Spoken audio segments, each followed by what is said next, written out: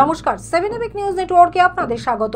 বউবাজার সল্টলেক তারকেশ্বরের ঘটনার পর ফের গণপ্রহারের ঘটনা ঘটল রাজ্যে। গুজবের জেরে গণপ্রহার কিংবা চোর সন্দেহে গণপ্রহারের ঘটনা ক্রমশ বেড়েই চলেছে রাজ্যের বিভিন্ন জায়গার। আর এবারের ঘটনাস্থল দক্ষিণ 24 পরগনা জেলার ভাঙড় থানা থেকে ঢিলছোড়া দূরত্বে ভাঙড় বাজারে এদিন চোর সন্দেহে গণপ্রহারের জেরে মৃত্যু হলো এক ব্যক্তির। মৃত ব্যক্তির নাম আসগার মোল্লা, ভাঙড় থানার অন্তর্গত ফুলবাড়ি এলাকার বাসিন্দা। ওই ব্যক্তিকে চোর সন্দেহে বেঁধে রাখা হয় বলে অভিযোগ। এরপর এলাকার বাসিন্দারা তাকে বেধড়ক মারধর করে। এলাকার বাসিন্দাদের অভিযোগ, বেশ কিছুদিন ধরেই ভাঙড় বাজার এলাকায় চুরির ঘটনা বেড়ে গিয়েছিল। বাধ্য হয়েই এলাকাবাসীর তরফে রাতের দিকে পাহারার ব্যবস্থা করা হয়, কিন্তু এরপরেও চুরির ঘটনা থেকে রেহাই পাননি স্থানীয় বাসিন্দারা। তিতিবিরক্ত হয়ে পড়েন এলাকার বাসিন্দারা। আর রবিবার ভোররাতে পাহারাদারের দ্বারা চূড়ান্ত সতর্কতা অবলম্বন করলে ওই ব্যক্তিকে পাকড়াও করা হয়। আর এই ঘটনা ক্রমে জানাজানি হতেই ধৃত ব্যক্তিকে ধরে চলে গণপ্রহার। মারধরের পর ওই ব্যক্তি রাস্তাতেই অচৈতন্য হয়ে পড়েন। পরে স্থানীয়রাই তাকে উদ্ধার করে হাসপাতালে নিয়ে গেলে চিকিৎসকেরা তাকে মৃত বলে ঘোষণা করেন। ঘটনার পর থেকেই ভাঙড় বাজারের ব্যবসায়ী থেকে শুরু করে সাধারণ মানুষ কার্যত মুখে কুলু পেটেছেন। ঘটনায় তীব্র চাঞ্চল্য ছড়িয়ে পড়ে এলাকায়। আর কলকাতা পুলিশের অন্তর্গত ওই এলাকায় দীর্ঘক্ষণ মৃতদেহ পড়ে থাকলেও পুলিশ না আসায় তা নিয়েই উঠছে প্রশ্ন। মানে করে রাখুন, কি হয়েছে, কি বিষয়টা কি হয়েছে আমরা কিছু জানি না। আমরা এই যে আমাদের বাড়ির ছেলে আমরা।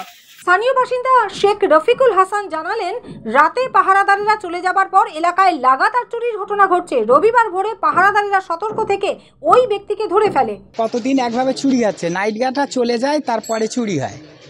এবার নাইট গার্ডদের ধরা হয়, নাইট গার্ডরা বলে আমরা তো চলে গেলে তারপরে হচ্ছে। তা আচ্ছা ঠিক আছে, আমরা দেখছি। এবার সব হাতে না, এবার এরা সব ফলো রেখেছে, কে আসে না আসে, এবারে ফলো রেখে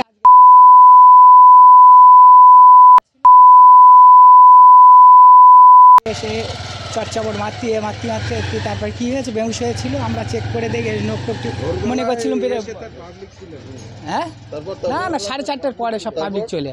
তারপরে আমরা দেখছি যে ও মানে এরকম ওইভাবে করেছে। আমরা মনে করি এত পাতা করে এরকম অ্যাক্টিং করে শুয়ে আছে। তারপরে আমরা নোকটোক টিপে দেখছি ও, আর আমরা মনে করছি অজ্ঞান হয়ে গেছে। নোকটোক টিপে দেখছি যে ও ওঠে না। তো আমরা বলি কী ওঠে না, হয়তো অজ্ঞান হয়ে আছে। তারপর থেকে আর দেখছি না। আর ফের রাজ্যে গণপ্রহারের ঘটনা এবং ভাঙড় থানা থেকে ঢিলছোড়া দূরত্বে এই ঘটনায় পুলিশের বিরুদ্ধে ক্ষোভ উগরে দিয়ে মুখ্যমন্ত্রীকে কটাক্ষ করে সিপিআইএম নেতা সুজন চক্রবর্তীর প্রতিক্রিয়া। একেবারে ভাঙড় থানা লাগোয়া 200 মিটারের মধ্যে গণপিটুনিতে আবার মৃত্যু। ভাঙড়, আর ভাঙড় মানে দাপটের ভাঙড়। কলকাতা পুলিশ, দ্রুত কলকাতা পুলিশ করে দেওয়া হলো যাতে ওখানে আর কোনো অসুবিধা না হয়। মুশকিল আসান মুখ্যমন্ত্রীকে তো জবাব দিতে হবে। এটা কি হচ্ছে? ভাঙড় থানা থেকে 200 মিটারের মধ্যে গণপিটুনি এবং মৃত্যু চুরির অপবাদে। এই গোটা রাজ্য জুড়ে তাই চলছে। কোথাও ছেলে ধরা, কোথাও অন্য কিছু, কোথাও নিদান না মানা, অতএব গণপিটুনি। সে চোপড়া, এদিকে কলকাতা, সল্টলেক, তারকেশ্বর, ঝাড়গ্রাম, ভাঙড়, সর্বত্র। এটা রাজ্যে আইন শৃঙ্খলা নেই, আইনের শাসন নেই, আইনের উপর মানুষের ভরসা চলে গেছে। পুলিশ অপদার্থ।